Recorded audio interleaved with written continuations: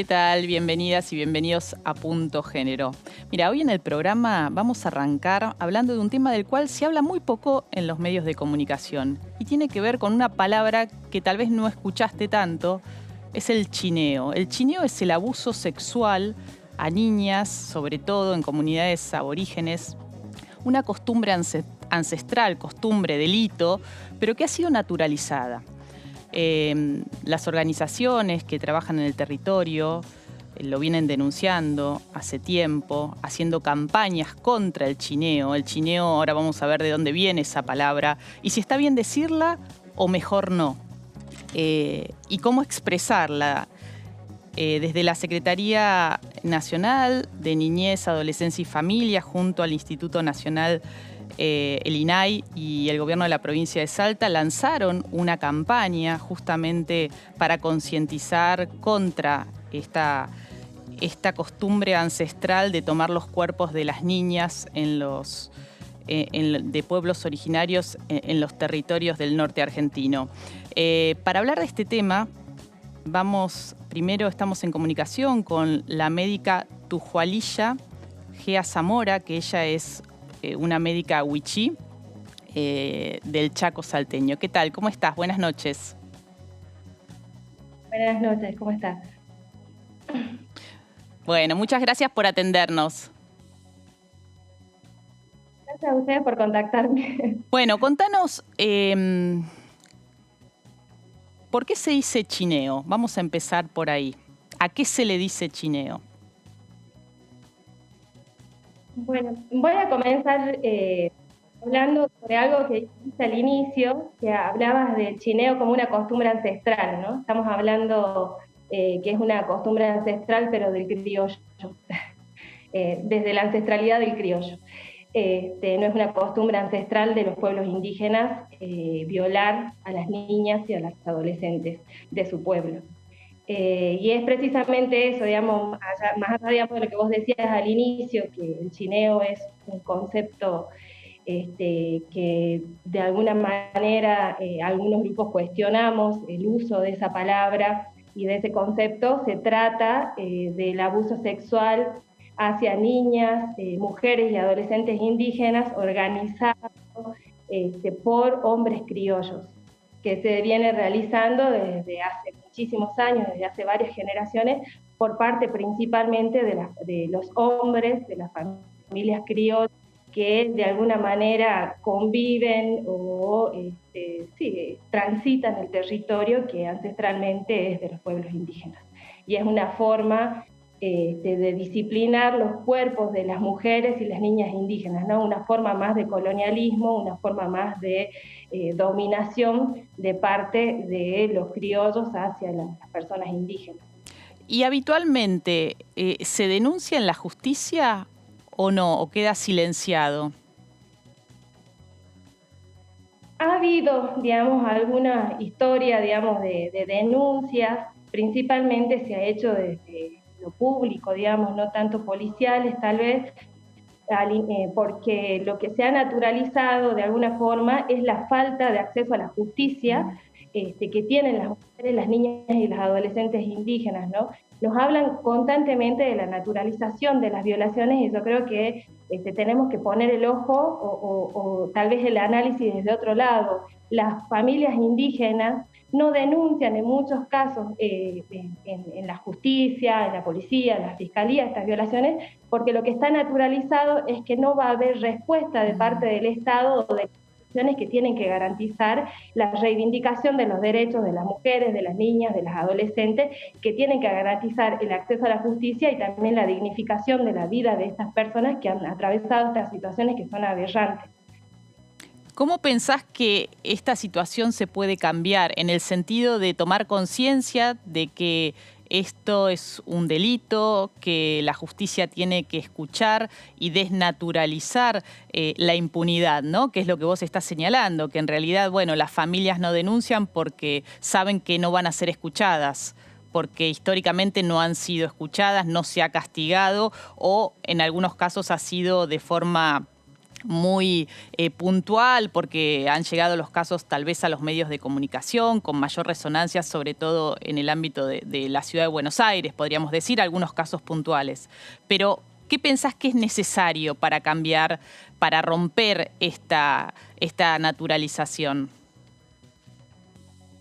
Bueno, en primer lugar, no tenemos tantos antecedentes de acceso a la justicia de mujeres y niñas que hayan sido abusadas, digamos.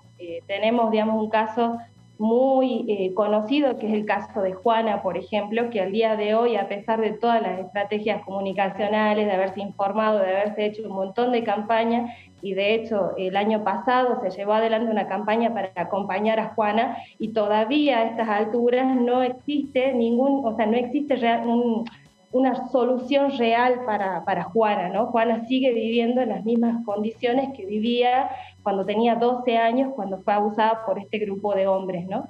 ¿Qué es lo que hace falta? Es una política pública efectiva, orientada a garantizar justicia a las mujeres y a evitar que estas violaciones se sigan dando, que estos abusos sexuales hacia las niñas y a los adolescentes se sigan dando. Uno, penas ejemplares para quienes cometen estas violaciones hacia las niñas, hacia las mujeres y hacia las adolescentes indígenas, que al día de hoy no existen, digamos, tantos antecedentes de condenas ejemplares. Entiendo que la campaña que se lanzó desde el Estado, que es Basta de Chineo, la principal propuesta es concientizar a la población sobre lo que significa el abuso sexual hacia niñas, adolescentes y mujeres indígenas, pero necesitamos algo más que concientizar. O sea, necesitamos también las condenas ejemplares, digamos, efectivamente recibir las denuncias y hacer algo con esas denuncias que se hacen en el territorio. Siempre se pone en cuestión a todas las mujeres indígenas o no cuando hacen denuncias por abuso sexual, y en el caso de las mujeres indígenas falta perspectiva intercultural en el sistema judicial para poder entender exactamente a las mujeres cuando hacen esta denuncia, poder recepcionar adecuadamente estas denuncias y que el acompañamiento también tenga esta perspectiva intercultural, y necesitamos equipos interdisciplinarios en el territorio que realmente se acerquen a las familias indígenas que han sufrido estas situaciones, que actualmente no existe realmente, digamos, más allá de que haya intención, de que haya sectores del Estado y del Ministerio de Mujeres y de otras instituciones que se acerquen eventualmente a las comunidades, el acompañamiento no es real. En este momento, por ejemplo, el ejemplo que les pongo ahora es la denuncia colectiva que se hizo en Pluma de Pato por parte de un grupo de mujeres. Hoy mismo, hace 2 horas, estaba hablando con una de las mujeres, que es una de las referentes de las mujeres que hizo esta denuncia colectiva, y me estaba comentando que a partir de la muerte de doctorina Zamora, que fue mi madre, que fue una de la que acompañó este proceso de denuncia, recibieron una sola visita, y de parte del sistema judicial lo que le dijeron es que ellos ya habían hecho su parte, ¿no? Y contanos... Disculpanos, sí. Contanos qué pasó en Pluma de Pato. En Pluma de Pato, un grupo de mujeres, de 25 a 30 mujeres, se organizaron para hacer una denuncia colectiva por abuso sexual que ellas habían sufrido y que habían sufrido sus madres. La mayor parte de estas mujeres lo que hicieron fue una denuncia por alimentos a los padres de los hijos que ellas habían tenido producto de estas violaciones, por parte de grupos de criollos o de patrones hacia ellas. Y cuando vos pones a analizar a qué edad tuvieron ellas, sus hijos, la mayoría eran casi niñas y adolescentes que habían sufrido estas situaciones. Entonces, a partir de esta denuncia se visibiliza la cantidad de mujeres y de niñas y adolescentes que han sufrido el abuso sexual en banda por parte de criollos. Te hago una pregunta para ir por partes. Pluma de Pato, ¿dónde queda para ubicarnos geográficamente en la provincia? Pluma de Pato queda en la provincia de Salta. ¿A cuántos kilómetros queda de la capital, como para quien no conoce el territorio pueda ubicarse? Queda en el territorio del Chaco Hualamba, digamos, queda en el norte de la provincia, cercana a la frontera con Bolivia y Paraguay. Y estas situaciones que se denunciaron ahora, ¿son situaciones que ocurrieron hace cuánto tiempo? y estamos hablando de que vienen sucediendo hace por lo menos 30 años. Y por parte de criollos que viven en las cercanías de las comunidades, ¿cómo es Sí. el mecanismo o la metodología para perpetrar este tipo de abusos sexuales? Las violaciones fueron hechas por grupos de hombres que son de la zona, también por personas, por hombres que vienen de instituciones que transitan los territorios de frontera, como por ejemplo militares, por dueños de negocios, por transeúntes, digamos, gente que va a hacer turismo a la zona, de alguna manera un turismo por la pesca, digo, es una zona donde van muchas personas a hacer diferentes actividades, y en esas fiestas o en esos encuentros que ellos hacen, uno de sus entretenimientos, lamentablemente, es salir a chinear, como ellos proponen, ¿no? Chinear es buscar niñas o adolescentes indígenas para ellos satisfacer, digamos, su necesidad de violar personas, ¿no? Y esta denuncia se hizo en la justicia.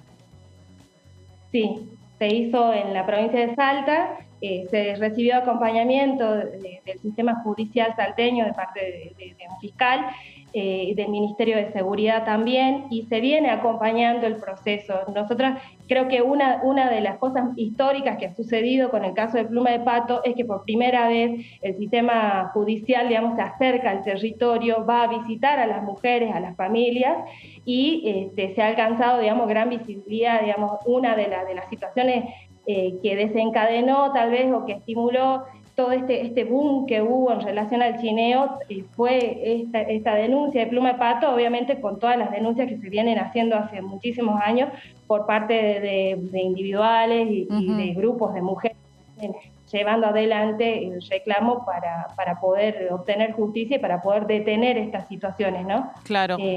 ¿Y vos pensás que digo, el reclamo puntual es que la justicia escuche de otra forma, que la justicia entienda estas conductas como delictivas y tome la palabra? Porque en este caso supongo que es muy difícil tal vez recuperar la prueba si son hechos que ocurrieron hace 30 años, por ejemplo.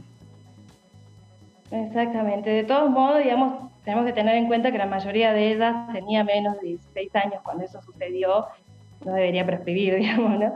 Creo que, bueno, ellos tienen sus estrategias para saber, digamos, para comprobar paternidades y otras cosas en relación a estos niños y niñas que están reclamando también que estas personas respondan económicamente por esto, por ellos, digamos. Porque, como consecuencia de esos abusos sexuales, las mujeres quedaron embarazadas y nacieron criaturas. Sí. Bien. Sí, muchas de ellas que están siendo criadas por mujeres que están solas en la crianza, que están acompañadas solamente por otras mujeres de su familia, por sus madres, que también muchas de estas mujeres, varias de ellas, son productos de estas violaciones, que de hecho ellas han hecho declaraciones públicas, ¿no?, sobre cómo impacta profundamente en ellas el hecho de saber que ellas nacieron producto de la violación por parte de hombres criollos a sus madres, y a su vez ellas fueron víctimas también de esta situación y tuvieron hijos. Qué impresionante. Entonces, porque es como el abuso que se transmite intergeneracionalmente de alguna forma, ¿no? Como que se repiten estas historias, dada la pasividad en todo caso y la impunidad que garantiza la justicia. La justicia y la ideología racista y patriarcal, digamos, de la zona, ¿no? O sea, las mujeres indígenas no son mujeres, ¿no? Son, como dice la palabra china, que son hembras de animales, ¿no? No son humanas, no son personas que tienen sentimientos, digamos, son personas que son o sea, el objetivo para el hombre criollo que se organiza para hacer esto es simplemente ellos volcar, digamos, todas sus miserias en ellas, dejarlas embarazadas, dejarlas humilladas, porque eso es, digamos, como ellos piensan que debe vivir la vida una mujer indígena, ¿no? La mujer indígena es eso, ¿no? No es un ser humano, es un objeto. ¿Y cuál es el compromiso que ustedes ven de parte del gobierno de la provincia de Salta frente a esta problemática extendida, histórica? La campaña inició recientemente. La provincia de Salta y el Estado Nacional conoce de esta situación histórica, digamos, se viene dando con el inicio del Estado, hace 200 años, 150 años más o menos que hay familias criollas y criollos transitando el territorio indígena, o sea, no es algo nuevo, ¿sí? Yo creo que tiene gran valor los procesos de visibilización y de lucha que se han dado por parte de las mismas mujeres del territorio, para poder sacudir un poco, digamos, al Estado nacional, provincial, y ponerlos a trabajar en ese tema. ¿Qué pasa? Más allá de la visibilización, hacen falta un montón de otras cosas que son estrategias para resolver la situación realmente, ¿no? Una es la estrategia de concientización. Yo estaba tratando de leer de qué trata, digamos, la campaña Basta de Chineo, y lo que propone principalmente es concientización a la población sobre la situación. Bueno, exactamente no recuerdo lo que dice, ¿no? Pero estamos hablando simplemente de concientización. No existen equipos interdisciplinarios que vamos a decir, que acompañen, digamos, a la mujer víctima de el abuso sexual en banda por parte de criollos. Tampoco, estamos hablando de una campaña que tiene más o menos un mes que inició, sí, ¿no? Y estamos hablando de una que se viene dando hace muchísimos años. No conozco yo realmente cuánto recurso ni cuánto personal está puesto en el territorio para trabajar. Lo que sí te puedo hablar es del testimonio de las hermanas de allá de Pluma de Pato, que es el hecho de que las visitas se han ido espaciando cada vez más y que el acompañamiento a la situación cada vez es más lejano, y ellas siguen esperando respuesta para resarcirlas a ellas, digamos, por todo este proceso que ellas han pasado y han atravesado solas. No tenemos realmente equipos interdisciplinarios, de personas con perspectiva, con formación intercultural para acompañar. Entonces hay que esperar un poquito también, digamos, para ver cuánto de recursos, de formación y de acompañamiento real va a poner el Estado para acompañar esto a la mujer víctima y también para evitar estas situaciones, ¿no? Digamos, hay que entrenar, hay que formar al personal de seguridad que transita el territorio, hay que trabajar con las comunidades, y la verdad es que casi siempre todos los procesos que se dan con comunidades indígenas tienen un tiempo de duración y después se acaba. Es cuando está el boom, lo mediático, cuando nos enteramos todo de lo que pasa con las comunidades indígenas, están ahí y después hay que ver cómo sigue esto. Mira, te agradecemos mucho tu testimonio.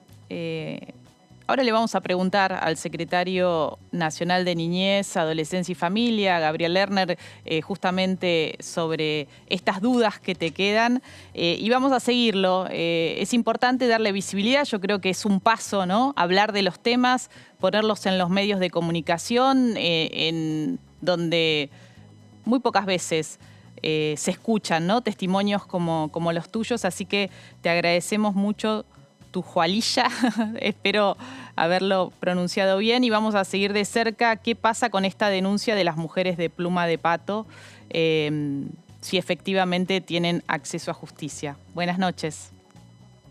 Muchas gracias. Buenas noches. Vamos ahora, te vamos a mostrar un video de 1 minuto que muestra un poco de qué se trata esta campaña que se impulsa desde el Gobierno Nacional, desde distintas dependencias, junto con el Gobierno de la provincia de Salta, para decirle basta al chineo. Basta de chineo. Basta de chineo. Basta de chineo, basta de chineo. Basta de chineo. Awatitla chineo. Awatitla chineo. Awatitla chineo. El chineo es abuso sexual infantil. El chineo Las niñas indígenas tenemos derecho a vivir libres de violencia. Parlamento China y todas las comunidades, Si necesitas ayuda, llama a la línea 102. Ministerio de Desarrollo Social de la Nación, Secretaría Nacional de Niñez, Adolescencia y Familia, Instituto Nacional de Asuntos Indígenas, Gobierno de Salta. Bueno, ahí estaba uno de los videos que forman parte de esta campaña Basta de Chineo, y estamos con Gabriel Lerner, que es secretario nacional de Niñez de la Nación, del Ministerio de Desarrollo de Nación. ¿Qué tal, Gabriel? ¿Cómo está? Bien, muy bien. Bueno, ahí escuchábamos a la médica Wichi Tujualilla, Gea Zamora, planteando un poco que está bueno la visibilización, pero no alcanza, ¿no? Después de tantos años de venir sufriendo esta situación. ¿Cómo surge esta idea de esta campaña? Bueno, en primer lugar, yo comparto plenamente lo que decía Tujuay, le digo yo, la conozco un poco. Está claro que algo que recién empieza para afrontar una desigualdad estructural y cruenta, tremenda, nunca podríamos estar contentos solo por dar un pequeño paso como el que hemos dado. Nosotros traíamos, es decir, en Santa Victoria Este, la zona noreste de Salta, había una larga historia del Ministerio de Desarrollo Social en la época que era ministra Alicia Kirchner, de trabajo con las comunidades de pueblos originarios. Cuando vino el macrismo, ese trabajo se desarmó por completo, después vino la pandemia, pero siguió habiendo allí un centro de referencia, que es una oficina del Ministerio de Desarrollo Social, que mantuvo trabajo con las comunidades, y cuando pudimos, después de la pandemia, fuimos a retomar desde la Secretaría Nacional de Niñez ese trabajo.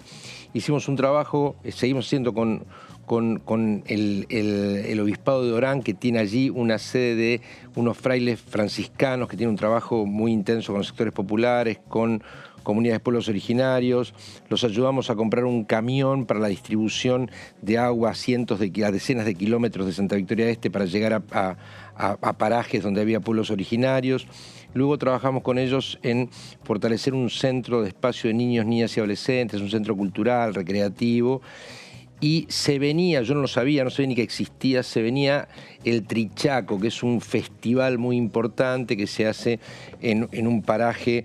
Yo tengo muy mala memoria. Sí, que incluso hubo una publicidad que hizo alguna persona vinculada a ese festival con una imagen poco... No necesariamente vinculada a ese festival. Alguien que decía ir al festival, alguien que no era el organizador del festival. El festival organiza el que chaqueño. digo, utilizó una figura de una niña para promocionarla sexualmente de alguna forma. Igual su explotación sexual. Cualquiera, ¿no? que conoce el lugar sabe que incluso la foto que vimos en el lugar, ni siquiera son pueblos originarios de la zona, del Amazonas, no tiene nada que ver, pero efectivamente fue un posteo espantoso, horrendo, digamos. Los organizadores son el Chaqueño Paravecino y otro conjunto de músicos, porque son de la zona. No puedo recordar cómo se llama Paraje del Ñato o Posta del Ñato, cerca, a unos 10-15 kilómetros de Santa Victoria Este. Entonces la gente con la que veníamos trabajando, el intendente de Santa Victoria Este es un cacique wichí. Y tanto el intendente como los frailes franciscanos, como la gente del Centro de Desarrollo, del Centro de Referencia del Ministerio de Desarrollo Social, y también el área de niñez de Salta, estaban de acuerdo que era una buena oportunidad para, desde el Estado Nacional, el Estado Provincial, y desde el INAI también, afirmar muy fuertemente un repudio a la práctica del chineo, asociándola de manera directa con lo que es el chineo, que es violación, que es abuso sexual de las niñas de pueblos originarios, con una práctica, como se describió bien recién, que tiene mucho de impronta colonial, que tiene una fuerte impronta patriarcal, y que las niñas son más objetos que ningunas otras, porque yo creo que sobre la sensibilización, que se conversó un poquito antes, no apunta a las víctimas. Las víctimas saben perfectamente que están siendo víctimas de una agresión tremenda. Pero la respuesta del entorno social no es la que uno esperaría, y eso incluye a un montón de criollos que son trabajadores de la zona, criollos y criollas, mujeres, que saben de la existencia de esto, pero se relativiza el perjuicio que esta práctica ocasiona. Entonces la sensibilización no apunta a que las niñas o las jóvenes, wichís o com... No, eso está claro, es al resto de la sociedad, ¿no? Allí la sociedad no está claramente diferenciada, es decir, hay trabajadores criollos y hay trabajadores de los pueblos originarios. ¿Y por qué se ha naturalizado tanto? ¿Y por qué tantos años de tanto silencio frente a esta práctica? No sé si delictiva, ¿no? Me tiento a contestarlo, no sé si soy el especialista para contestar esto. Quienes lo han estudiado, las luchas de referentes como la mamá de Tujuay, Octorina Zamora, indican que son prácticas cruentas, delincuenciales en la lógica moderna, que vienen desde la colonia, era el sometimiento de las jóvenes y las niñas. Sí, no, lo Con que lo cual, llama, el testimonio de Tujuali era, muy contundente y sobre todo señalando la actualidad de lo que pasa ahí en Pluma de Pato frente a esta denuncia, uno podría decir colectiva, ¿no? Y esta repetición, ¿no?, de las historias de vida. voy a esbozar mi hipótesis. Hay en los últimos 10, 15 o 20 años un levantamiento de las reivindicaciones de los pueblos originarios en toda la región. Es decir, Evo Morales no es el producto solo de Bolivia. Es decir, en toda la región hay una presencia mucho mayor de los pueblos originarios con sus demandas. Y también hay una perspectiva muy fuerte de la perspectiva de género en nuestras sociedades. Muchas cosas que nosotros no veíamos hace 20 años, hoy las vemos. Y las vemos porque hay un cambio en la sociedad que es un cambio positivo. No con la potencia y la fuerza necesaria para lograr que se haga justicia, como recién se decía, pero sí para que hoy todos reconozcamos situaciones que no habíamos visto, entre comillas, y que el Estado Nacional y los Estados provinciales quizás no habían registrado o preferían no ver, pero nosotros cuando nos vinieron a demandarnos entendimos que no daba lugar para especulaciones, dar un pequeño paso adelante. ¿Qué más va a hacer el Estado? ¿Qué más puede hacer frente a esta situación? Bueno, por ejemplo, en Santa Victoria Este empieza a reclamar la comunidad que vaya y se localice allí un CAJ, un Centro de Acceso a la Justicia del Ministerio de Justicia de la Nación. Un reclamo que hace un año no estaba y que tiene que ver con esta pelea, no con lo que hicimos nosotros. Nosotros fuimos a acompañar un reclamo de las comunidades de pueblos originarios, pero no solamente pueblos originarios, sobre una respuesta estatal sólida, fuerte, frente a esto que fue pequeña. La Secretaría Nacional de Niñez no es un organismo tan importante, pero ahora se nos convoca a reuniones en Tartagal, se nos convoca a reuniones en Morillo, se nos convoca a reuniones en Pluma de Pato, siempre con la misma idea. Estamos expandiendo nuestro programa Primeros Años, que es un programa que promueve crianza con derechos en niños pequeños y fortalece las capacidades de las familias en el cuidado de los niños pequeños en los territorios. Es decir, nosotros entendemos que hay que acompañar estos procesos. Está claro que las soluciones estructurales solamente pueden producirse si se logra reducirse la desigualdad entre las poblaciones víctimas y quienes intentan mayor poder en la sociedad.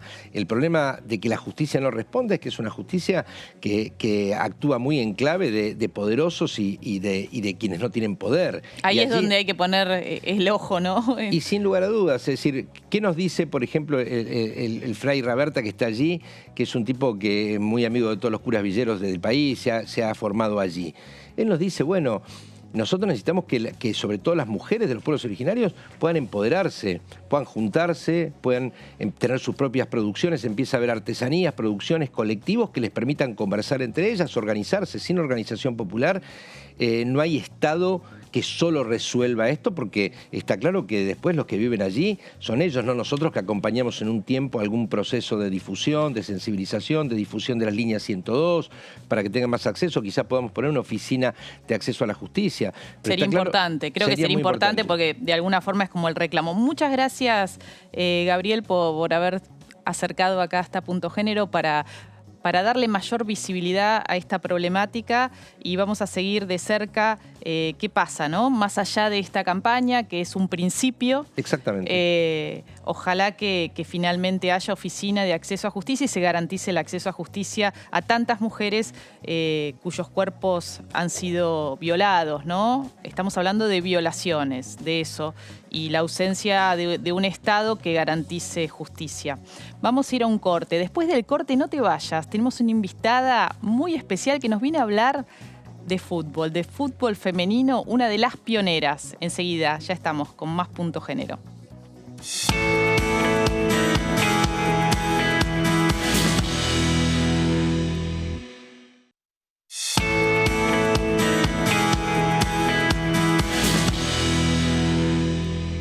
Seguimos en Punto Género. Mirá, veníamos hablando la semana pasada sobre qué pasaba con las nenas que quieren jugar al fútbol, que están jugando al fútbol en ligas infantiles y que de pronto las dejan afuera. De hecho, el Cañuela Fútbol Club, el equipo de niñas y niños de 10 a 12 años, por tener a una nena en su equipo, la Liga de Buenos Aires resolvió sacarle los puntos. Así estamos, a pesar de que viene avanzando el fútbol femenino cada vez con más fuerza. Por eso quisimos traer a una pionera, a una de las que estuvo en aquel histórico equipo que le metió 4 goles a Inglaterra en 1971 en México. Hoy vamos a estar conversando con Betty García, pero así presentamos el tema.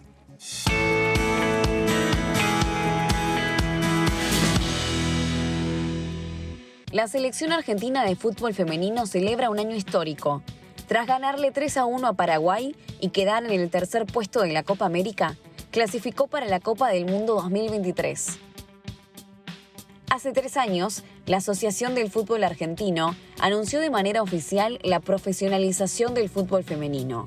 Desde el 2021, los clubes deben contar como mínimo con 12 contratos profesionales, pero el sueldo básico de cada jugadora sigue siendo equivalente a lo que percibe un jugador de la Primera C.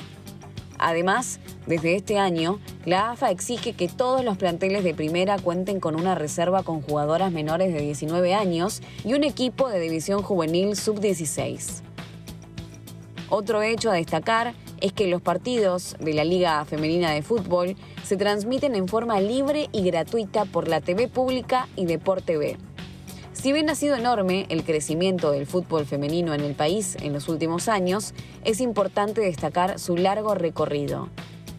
En 1971, muchos años antes de la selección de Maradona, el equipo de las pioneras goleó 4-1 a Inglaterra en el mismísimo Estadio Azteca ante más de 100.000 personas. Esa selección femenina viajó sin botines, sin médico, sin masajista, sin entrenador y con una camiseta que al primer lavado ya no sirvió más.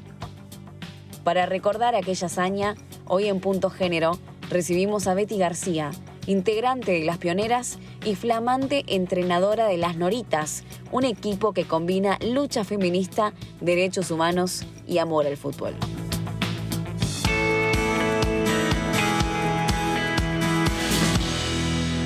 Bueno, qué lindo tenerte, Betty. Buenas noches. Buenas noches. Sí, yo también estoy contenta de estar con ustedes y bueno, de hablar de fútbol. Quiero que me cuentes, vamos a ir, tenemos un ratito para hablar, tranquilas.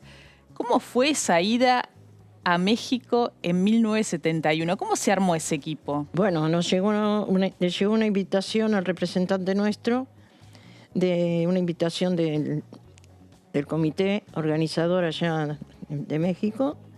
Y bueno, se decidió formar la primera selección que representó a Argentina en un mundial. Acá no nos ayudaron para nada. Todo lo que se pagó lo pagó el comité organizador. Hotel, estadía, comida, todo. Y bueno, cuando viajamos, en la última hora el director técnico nuestro no pudo viajar porque tenía problemas de papeles. Entonces viajamos sola. Sin entrenador. Sin director técnico, sin masajista, sin médico, sin nada. Y lo único que nos ayudó fue UTA, que nos compró los uniformes para que fuéramos todos iguales.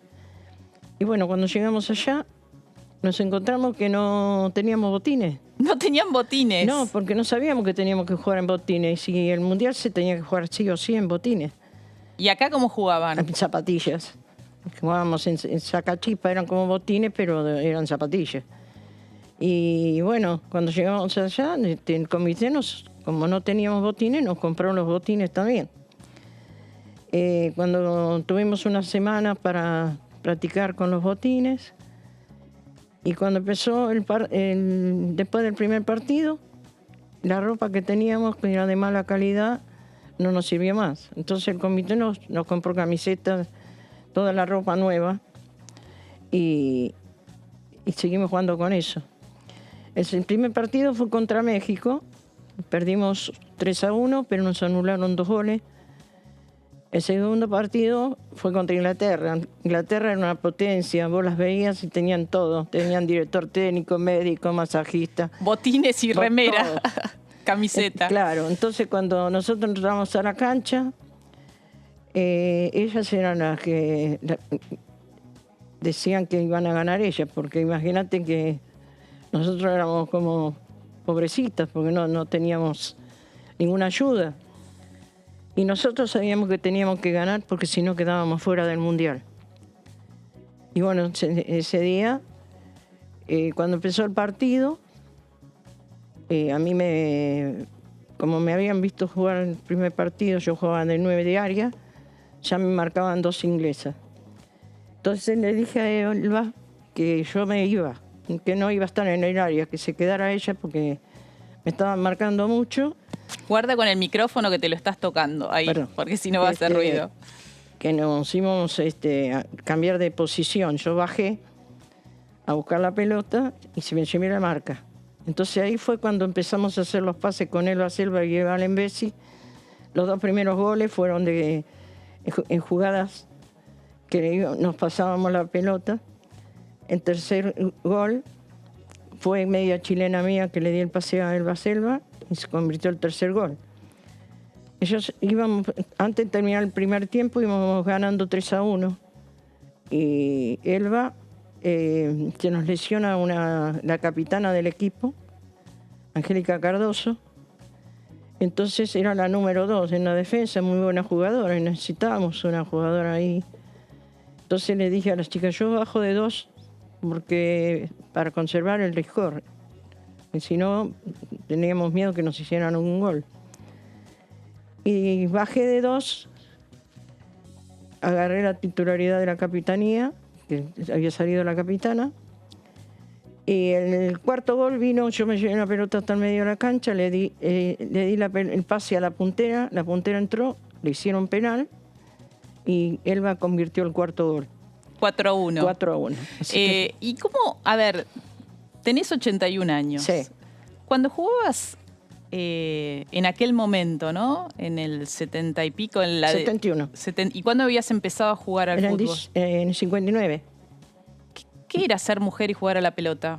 Teníamos muchos problemas, porque primero porque estábamos en un momento donde estaban los militares, segundo porque el patriarcado, te imaginás que nos decía de todo cuando entraban, porque decían que era un deporte de hombres, en tu casa tenías problemas con tu familia, y siempre el que dirán, ¿viste? ¿Cómo vas a jugar un partido, un deporte de hombres si hay otros deportes que podés hacer? Pero lo que pasa es que a nosotros nos gustaba jugar al fútbol. Claro.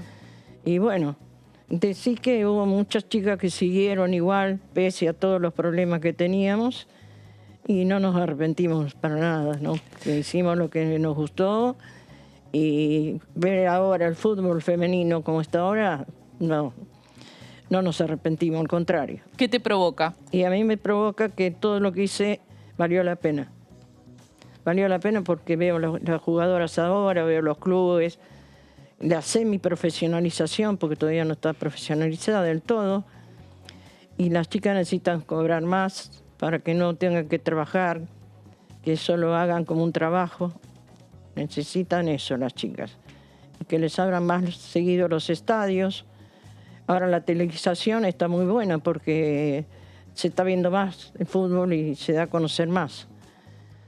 Pero el problema es que cuando vos vas a un mundial, ya en Europa, por ejemplo, las selecciones y las jugadoras cobran mucho. Claro. Entonces ya se dedican al fútbol. Exclusivamente. Y entonces son potencias. Hoy, este lunes, se dio a conocer la nueva camiseta alternativa de la selección de fútbol masculina, ¿no? La que va a ir a Qatar. Ahí la vemos. Color violeta. ¿Te gustó? No. ¿No te gustó? No.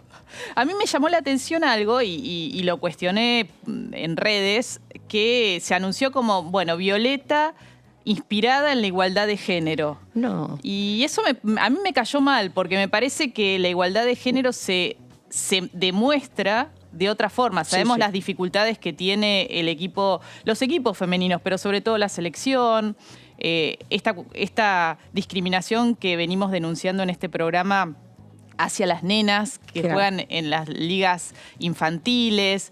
La situación de los jugadores que ejercen violencia o están denunciados por violencia y ese silencio que hay también. ¿Cuál es tu mirada? Yo supongo que la camiseta no significa nada, ¿no? Para la igualdad. yo pienso que nosotros tenemos que llevar los colores nuestros en la selección.